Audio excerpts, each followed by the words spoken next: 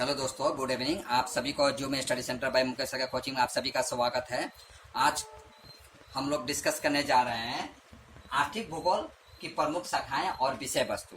तो देखिए, आर्थिक भूगोल की प्रमुख शाखाएं क्या क्या होती है उस पर हम लोग डिस्कस करेंगे। डेट मीन्स मतलब ये जो है आप इतना जो पॉइंट देख रहे हैं 1 से लेकर 7 तक जो पॉइंट देख रहे हैं ये आर्थिक भूगोल या आर्थिक भूगोल का पार्ट एंड पार्सल है। और अर्थव्यवस्था को सुदृढ़ बनाने में इन सब चीजों का बहुत इंपॉर्टेंट रोल होता है।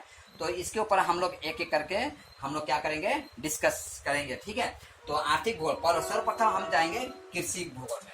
तो देखिए, कृषि भूगोल क्या होता है, अर्थव्यवस्था को उन्नत बनाने में कृषि भूगोल का भी अत्यंत इंपॉर्टेंट रोल होता है। तो कृषि भूगोल में हम किन किन चीजों का अध्ययन करते हैं। देखिए, कृषि के प्रकार, कृषि कितने टाइप्स के होते हैं उसका अध्ययन करते हैं। कृषि कार्य का वितरण एवं पद्धति, किस किस टाइप का खेती किया जाता है उसके बारे में, या किस तरह का कल्टीवेशन होता है उसके ऊपर में हम लोग डिस्कस करते हैं। फसलों के उत्पादन, प्रोडक्शन के ऊपर में फसलों के किस तरह से फसलों का उत्पादन करते हैं। कृषि उत्पादन के बाजार और कृषि, मान लीजिए कृषि का उत्पादन हो गया तो मैंने कृषि का उत्पादन हो चुका है तो उसको हमको बेचने के लिए क्या करना पड़ेगा, हमको बाजार का अत्यंत आवश्यक पड़ता है। बिना बाजार के हम लोग क्या कर सकते हैं, कृषि सामग्री को हम लोग बेच नहीं पाएंगे। ठीक है, तो उसके लिए बाजार जो होते हैं, कोई थोक मूल्य वाले बाजार होते हैं या हाट वाले होते हैं। ठीक है, तो दूसरा नंबर पॉइंट है औद्योगिक भूगोल। तो औद्योगिक भूगोल में तीन चीज का अध्ययन किया जाता है। देखो, उद्योगों की स्थापना से संबंधित कारक। अब हम मान लीजिए कंपनी को स्थापना करना चाहते हैं, कंपनी का स्थापित करना चाहते हैं, तो कंपनी को स्थापित करने से लिए हमको सर्वप्रथम क्या देखना पड़ेगा कि वो जमीन कैसी है। ठीक है, तो हमारे कंपनी को स्थापना करने के लिए जाहिर सी बात है हमें उपजाऊ भूमि की आवश्यकता नहीं पड़ती है। हमको किस तरह से बंजर भूमि होने से भी हो जाएगा। और ऐसे समय में हमको क्या करना पड़ता है, सरकार से परमिशन में लेना पड़ता है। और ऐसे समय में सरकार देखती है अपने राज्य की कौन सी जमीन जो है उपजाऊ नहीं है, मतलब जहाँ फसल की पैदावार नहीं होती है, ऐसे जमीन को हमको प्रदान करती है। ठीक है, उद्योगियों को। तो क्योंकि अगर मान लीजिए आप उपजाऊ जमीन पर अगर मान लीजिए कंपनी स्थापित कर देंगे तो इसका क्या होगा, अर्थव्यवस्था पर नकारात्मक प्रभाव पड़ेगा। क्यों नकारात्मक प्रभाव पड़ेगा, क्योंकि मान लीजिए आप उपजाऊ भूमि पर आप कंपनी की स्थापना कर दिए तो आने वाले दिन में ऐसा हो सकता है कि आपके खेती करने के लिए जो हो सकता है कि आपकी जमीन का कमी पड़ जाएगा। ठीक है, उद्योगों के प्रकार। देखिए, कंपनी कितने प्रकार की होती है उसका अध्ययन किया जाता है। तीसरा नंबर है उद्योगों से उत्पादित सामग्री। अब उद्योगों से क्या क्या सामग्री उत्पादित होती है उसका अध्ययन करते हैं। औद्योगिक सामग्रियों का बाजार। अब औद्योगिक सामग्री का एक बाजार भी होता है। जैसे कि मान लीजिए हम औद्योगिक सामग्री जो हुआ, वस्तुएं हुई है, तो वो वस्तु हमें कहाँ बिक्री होगा। ठीक है, इसके लिए भी एक अलग से एक बाजार होती है। ठीक है, जहाँ औद्योगिक से संबंधित सारे सामग्री हमको वहाँ आसानी से उपलब्ध हो जाता है। ठीक है, तीसरा नंबर है संसाधन भूगोल। संसाधन भूगोल क्या है, संसाधनों के प्रकार। देखिए, संसाधन कहने का मतलब क्या समझते हैं, रिसोर्सेस क्या होता है, रिसोर्सेस क्या होता है, मनुष्य को जीने के लिए जिन चीजों की आवश्यकता पड़ती है उसी को रिसोर्सेस बोलेंगे। तो उसके हम बाद में डिस्कस करेंगे। ऐसे मैं वो वन लाइन में आपको समझाने का प्रयास किया। तो संसाधन भूगोल क्या होता है, संसाधन का प्रकार। संसाधन कितने टाइप्स के होते हैं। ठीक है, रिन्यूएबल रिसोर्सेस होता है, नॉन रिन्यूएबल रिसोर्सेस होता है, नेचुरल रिसोर्सेस होता है, वाटर रिसोर्सेस होता है, फॉरेस्ट रिसोर्सेस होता है, तो मैन मेड रिसोर्सेस होता है। तो उस पर हम बाद में डिस्कस करेंगे। ठीक है, संसाधनों का प्रकार, संसाधन कितने टाइप्स के होते हैं, संसाधन के उत्पादन संबंधित कारक। अब संसाधन को कैसे कैसे उत्पादन किया जाता है, उसके क्या क्या कारक हो सकते हैं, क्या क्या कारण हो सकते हैं, उस पर हम लोग क्या कर सकते हैं, डिस्कस करते हैं। ठीक है, किसमें, संसाधन भूगोल में। संसाधन का विकास और संरक्षण। देखिए, संसाधन अगर है तो उसका विकास होना भी अत्यंत आवश्यक है, क्योंकि संसाधन को डेवलप करना पड़ता है। ठीक है, दूसरी नंबर क्या होता है, संरक्षण। अगर संसाधन है तो उसका संरक्षण भी आवश्यक है। जैसे कि मान लीजिए उदाहरण के तौर पर आपके पास पेट्रोल और कोयला का प्रचुर मात्रा में है, तो कोयला और पेट्रोल मान लीजिए प्रचुर मात्रा में है, तो इसका मतलब ये नहीं कि आप उसका अनावश्यक रूप से उसका तोहिन करेंगे, डेट मीन्स उसका अनावश्यक रूप से उसका उपयोग करेंगे। तो ऐसा करने से क्या हो सकता है कि आज हो सकता है कि आप कर रहे हैं, लेकिन आपकी आने वाला पीढ़ी हो सकता है तो उस रिसोर्सेज के लिए त्राहिमाम करके चिल्लाएगी। ठीक है, डेट मीन्स उसके पास कुछ भी ऐसा नहीं रह जाएगा कि उसका उपयोग कर सके। तो इसका नकारात्मक प्रभाव आपका पूरा देश पर पड़ता है। ठीक है, जैसे कि आप देखेंगे जिस देशों का संसाधन जितना होता है ना, रिसोर्सेज जितना होता है, वो देश आज के मौजूदा परिस्थितियों में देखेंगे कि वो देश उतना ही विश्व स्तर पर अपना वर्चस्व स्थापित करके रखा हुआ है। क्या, जैसे उदाहरण के तौर पर आप अमेरिका को पकड़ लीजिए, आप रूस को पकड़ लीजिए, ठीक है, चीन को पकड़ लीजिए उदाहरण के तौर पर। तो 4 नंबर पॉइंट है परिवहन भूगोल। परिवहन भूगोल देखिए क्या होता है, परिवहन डेट मीन्स ट्रांसपोर्ट सिस्टम बोल सकते हैं। ट्रांसपोर्ट सिस्टम जो होता है यह हमारा अर्थव्यवस्था में भी क्या करता है, इंपॉर्टेंट रोल प्ले करता है। कि अगर ट्रांसपोर्ट ही ना हो तो इसका भी हमें नकारात्मक प्रभाव पड़ता है हमारी अर्थव्यवस्था पर, ठीक है। तो आर्थिक कार्यकलापों में परिवहन की भूमिका, इसमें हम लोग क्या करते हैं, आर्थिक कार्यकलाप जो होते हैं उसमें परिवहन की क्या भूमिका, ट्रांसपोर्ट का क्या रोल होता है उसका अध्ययन करते हैं। औद्योगिक और कृषि विकास में परिवहन की भूमिका, देखिए किसी कंपनी को डेवलप करने के लिए या कृषि व्यवस्था को डेवलप करने के लिए उसमें परिवहन का बहुत इंपॉर्टेंट रोल प्ले होता है। जैसे कि मान लीजिए मैं खेती कर रहा हूँ, खेती का मेरे पास मान लीजिए 200 टन आपका धान का उत्पादन हो गया है। अब 200 टन अगर मान लीजिए हम धान को हमको बाजार तक लेके जाना है तो जाहिर सी बात है हम तो सर पर लेकर नहीं जाएंगे। तो उसके लिए हमको क्या चाहिए, हमको गाड़ी चाहिए जो कि बहुत आसानी से हम क्या कर सकते हैं, बाजार तक अपने सामग्री को लेके जा सकते हैं। तो इससे कौन कौन कमाया, मान लीजिए मुझे भी बेनिफिट हुआ और साथ में जो ड्राइवर लेके जाते हैं उनका भी एक मालिक की तरफ से कुछ पैसा दिया जाता है। दूसरे नंबर जो कुछ लोग क्या करते हैं, गाड़ी भी खरीदेंगे कि नहीं चलो यहाँ खेती है तो यहाँ सामान को कैरी करने के लिए एक गाड़ी चाहिए, तो क्यों ना क्यों गाड़ी मैं ही ले लूँ। तो गाड़ी वाला भी कमाया, ड्राइवर भी कमाया और साथ में मैं भी कमाया। तो ये भी देख रहे हैं कि इससे क्या होता है, अर्थव्यवस्था पर सकारात्मक प्रभाव पड़ता है, ठीक है। संसाधन का वितरण में भूमिका, और संसाधन का वितरण में क्या होता है, ट्रांसपोर्ट का बहुत इंपॉर्टेंट रोल होता है। जैसे कि मान लीजिए आज कुछ राज्य में हमारे भारत के पकड़ लीजिए, जैसे कि मान लीजिए चावल का उत्पादन आपका वेस्ट बंगाल में ज़्यादा होता है, लेकिन वहीं आपका चला जाइए हरियाणा में आपका चावल का उत्पादन नहीं होता है, वहाँ पर ज़्यादातर गेहूँ होता है। तो लोग क्या करते हैं, अब वेस्ट बंगाल से आपका हरियाणा तक जो सामान जाता है किसके द्वारा जाता है, ट्रांसपोर्ट के जरिए जाता है। अगर ट्रांसपोर्ट ही ना हो तो क्या वहाँ के लोग चावल खा पाते हैं, नहीं खा पाते, ठीक है। तो इस हिसाब से हम देखते हैं परिवहन का भी इंपॉर्टेंट रोल होता है किसमें, अर्थव्यवस्था में। 5 नंबर होता है बाजार भूगोल। देखिए बाजार के प्रकार, बाजार कितने टाइप्स के होते हैं, ठीक है। बाजार के प्रकार के जैसे कि बाजार कुछ होता है, जैसे कि आप देखेंगे छोटे छोटे इलाकों में बाजार होते हैं, उसको जनरली हम क्या करते हैं, हाट बोलते हैं, ठीक है। कुछ तो बाजार साप्ताहिक बाजार होते हैं जो सप्ताह में एक बार लगता है, वहाँ लोग देखेंगे कि पूरा मेला की तरह लग जाते हैं और एक सप्ताह का सामान पूरा एक दिन में खरीद कर रख लेते हैं। तो बाजार के प्रकार होता है बाजार की आवश्यकता, और बाजार का होना भी बहुत आवश्यक है, क्योंकि बाजार नहीं होगा तो आप सामग्री कहाँ से खरीदेंगे। मान लीजिए आपके घर के सामने बाजार नहीं है तो आप क्या कर रहे हैं, यहाँ से 5 किलोमीटर या 10 किलोमीटर दूर जाके आप टमाटर खरीदने लेके जा रहे हैं। तो मान लीजिए टमाटर खरीदने जा रहे हैं, 40 रुपया के 1 किलो टमाटर खरीदें, तब तक देखिए आपने वहां जाते समय में आपने कितना समय का बर्बाद किया। कम से कम 20 रुपया का आपने पेट्रोल जलाया, तकरीबन मान लीजिए आप आधा घंटा समय को बर्बाद किया। तो बाजार कहाँ होना चाहिए, जनसंख्या के हिसाब से बाजार होना चाहिए, कहाँ होना चाहिए, ये भी बहुत इंपॉर्टेंट होता है, ठीक है। बाजार की बाजार की आवश्यकता तो हो गया, तो बाजार की समस्या भी होती है। तो बाजार की कैसी समस्या होती है, हमको ऐसी जगह पर बाजार की स्थापना करना पड़ता है जहाँ की माने चराली हो, माने चारों राह है, ठीक है, जहाँ की हर तरह का कम्युनिकेशन सिस्टम हो, रेलवे कम्युनिकेशन सिस्टम डेवलप हो, रोड सिस्टम जो है, रोड ट्रांसपोर्ट सिस्टम जो है डेवलप हो। इससे क्या होता है, इससे बाजार और भी माने उन्नत होता है, ठीक है। तो बाजार से बहुत सारी समस्या होती है, जैसे कि मान लीजिए सिक्योरिटी की समस्या होती है, आपका ट्रांसपोर्ट की समस्या होती है, इसका बिजली की समस्या होती है, या रोड समस्या होती है, या मान लीजिए दुकान की समस्या होती है। तो इन सब समस्याओं का क्या होती है, सरकार भी क्या करती है, समाधान करती है, किसके द्वारा मिलकर, नगर पालिका के द्वारा मिलकर क्या करती है सरकार, इन सब समस्याओं को, छोटी मोटी समस्याओं को सरकार क्या करती है, आर्थिक मदद के द्वारा या प्रशासनिक क्षेत्र के द्वारा भी क्या करती है, उसका मदद करती है, ठीक है।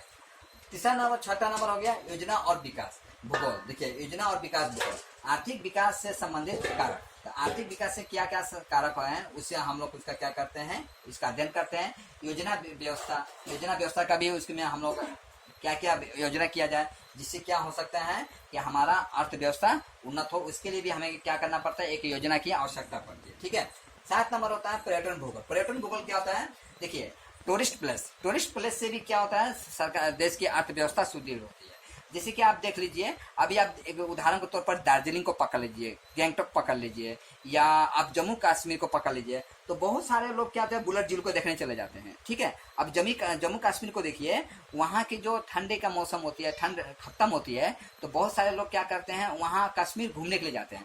तो कश्मीर जब घूमने, मान लीजिए हम और आप घूमने जाते हैं, तो हमारे जो वहाँ पर हम जाके जो पैसा खर्चा करते हैं, उसी पैसा को कमाकर वहाँ के जो लोग होते हैं तकरीबन 1 साल तक अपना जीवन का वहन करते हैं। तो इस हिसाब से सरकार क्या करती है, जो वहाँ की अर्थव्यवस्था को संभालने के लिए, तो वहाँ के पर्यटक सेक्टर को भी सरकार क्या करती है, डेवलप करती है, ठीक है।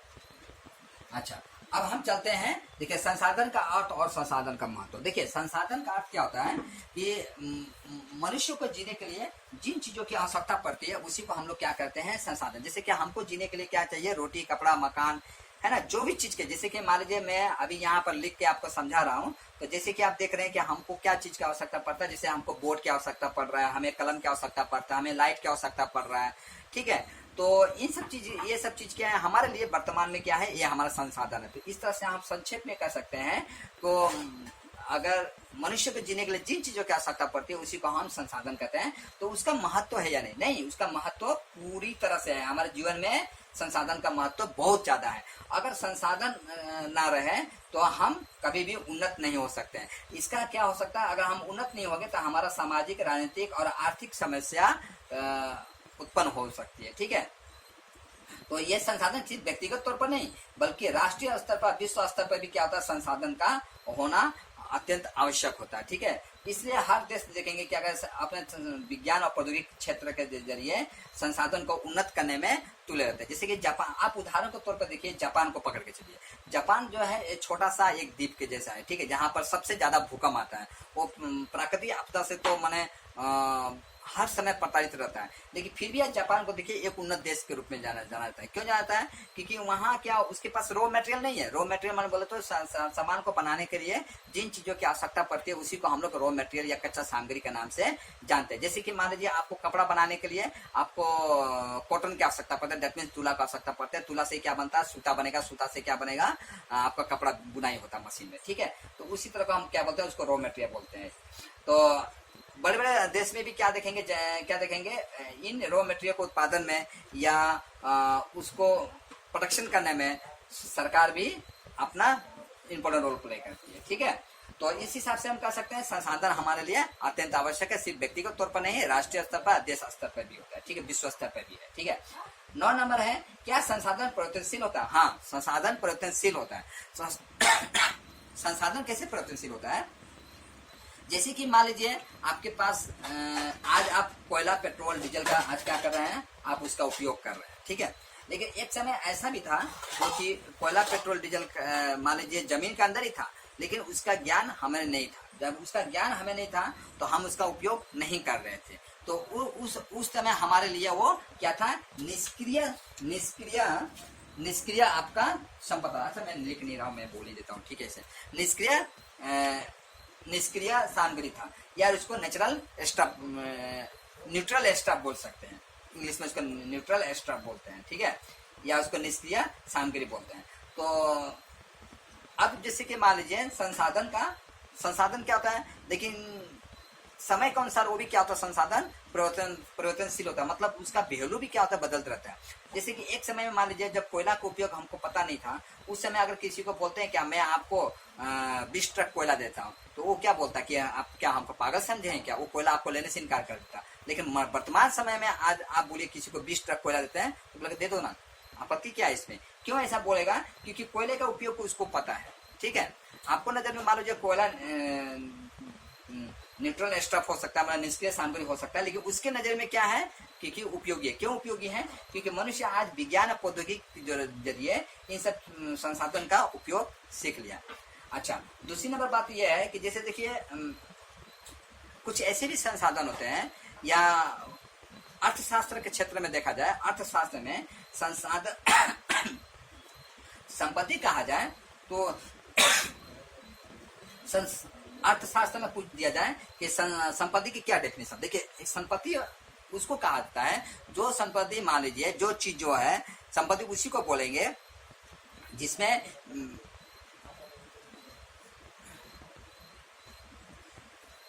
उसका एक आर्थिक मूल्य होता है, ठीक है। संपत्ति उसको बोलेंगे जैसे कि मान लीजिए वो वस्तु में क्या होता है, उस वस्तु का एक आर्थिक मूल्य होता है। डेट मीन्स कहने का मतलब उसका मूल्य होता है, माने बाजार में हो चाहे किसी भी सेक्टर में हो, उसका एक मूल्य होता है। उसी को हम लोग क्या बोलते हैं, संपत्ति बोलते हैं। डेट मीन्स वेल्थ बोलते हैं इंग्लिश में, ठीक है। लेकिन इसका मतलब ये नहीं कि जैसे कि मान लीजिए कोई उसका वैल्यू ना हो उसको हम संपत्ति बोलेंगे। जैसे कि मान लीजिए हवा हो, पानी हो, मिट्टी हो, इसके बाद मान लीजिए सूर्य का रोशनी हो, है ना, चांद हो, तो इसको हम बोलेंगे नहीं नहीं मेरा संपत्ति है। नहीं, इसका संपत्ति नहीं है।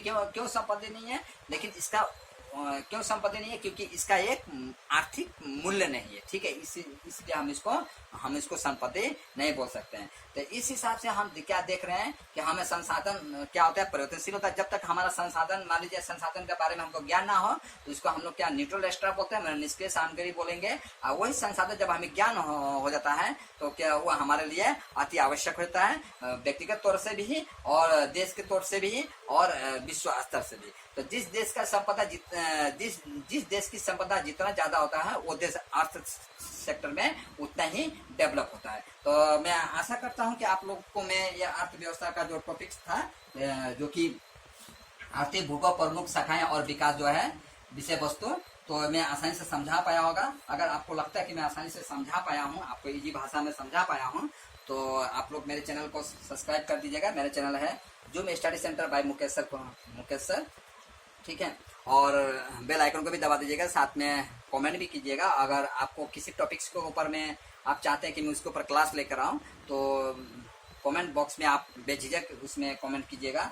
मैं आशा करूँगा या हर संभव अपने तरफ से प्रयास करूँगा, और आपके तरफ से भी आशा भी करूँगा कि आप कमेंट करेंगे, और मैं अपने तरफ से भी प्रयास करूँगा कि आपके कमेंट को मैं मानूं और उस पर अमल करने का हर संभव अपने तरफ से प्रयास करूंगा, ठीक है।